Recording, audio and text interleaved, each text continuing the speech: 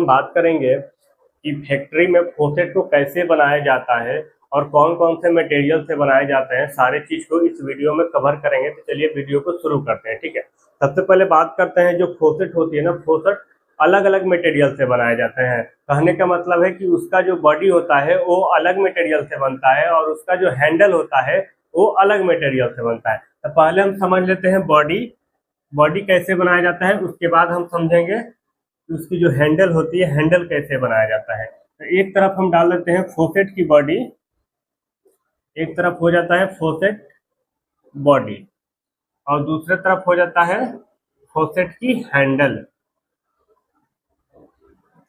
Faucet की handle. ठीक है, तो फॉसेट को बॉडी बनाने के लिए ब्रास का प्रयोग किया जाता है। ब्रास क्या होता है, ब्रास देखिए क्या होता है, यहाँ पर हम डाल देते हैं ब्रास।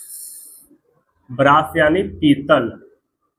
पीतल, इसमें दो चीज का मिश्रण होता है, एक तो होता है जिंक, एक होता है जिंक और दूसरा होता है कॉपर, दूसरा कॉपर।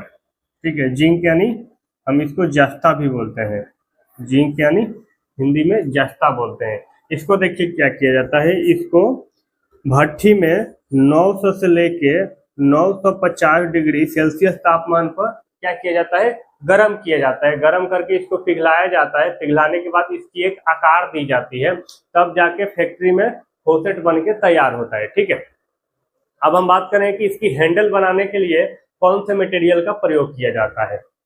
यहाँ हैंडल की अगर हम बात करें तो हैंडल बनाने के लिए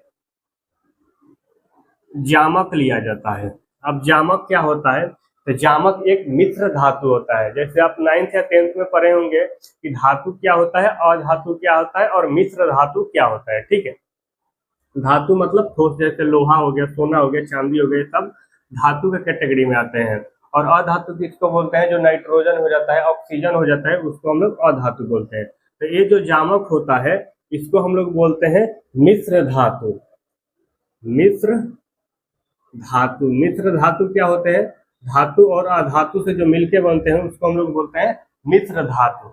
अब समझिए जेड से क्या होता है, जेड से क्या हो जाएगा, जिंक। जिंक यानी हम इसको जास्ता भी बोलते हैं। ए से क्या होगा, ए से हो जाएगा एल्युमिनियम, ए से एल्युमिनियम हो जाएगा। ठीक है, और एम से क्या होगा, एम से हो जाएगा आपका मैग्नीशियम,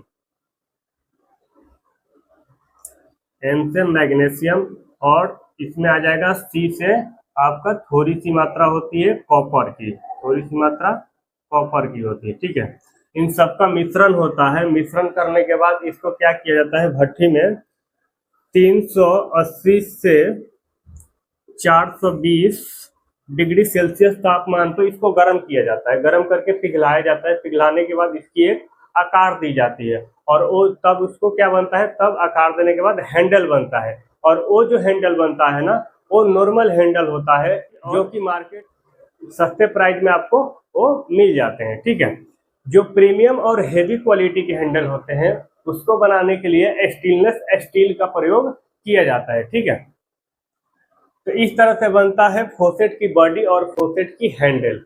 और इसके ऊपर एक ना चमकदार की परत लेयर चढ़ाई जाती है। उस चमकदार लेयर को हम लोग बोलते हैं क्रोम लेयर। उस लेयर को हम लोग बोलते हैं क्रोम लेयर, क्रोम लेयर। मतलब इसके ऊपर जो कोटिंग की जाती है उसको हम लोग बोलते हैं क्रोम लेयर। और क्रोम लेयर की थिकनेस यानी मोटाई की बात करें तो इसकी थिकनेस या मोटाई जो होता है वो होता है 0.1 से 1 mm। अब mm क्या होता है, हमने तो mm का नाम सुना है, mm क्या होता है। तो देखिए mm क्या होता है, mm का मतलब होता है माइक्रोमीटर। माइक्रोमीटर, माइक्रोमीटर या आप इसे माइक्रोन भी बोलते हैं, माइक्रोन। इसे माइक्रोमीटर या माइक्रोन कहा जाता है। एम क्या होता है, तो लंबाई मापने की एक बहुत ही छोटी यूनिट होती है। लंबाई मापने की क्या होती है, एक बहुत छोटी यूनिट होती है। जैसे हम लोग लंबाई मापते हैं तो हम लोग जानते हैं कि सबसे छोटी यूनिट mm होता है, लेकिन नहीं, उससे भी जो छोटी यूनिट होती है वो होता है um। um को हम लोग माइक्रोमीटर भी बोलते हैं या माइक्रोन भी बोलते हैं।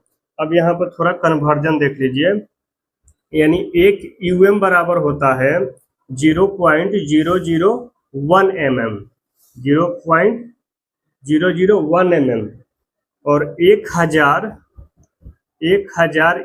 बराबर होता है 1 mm।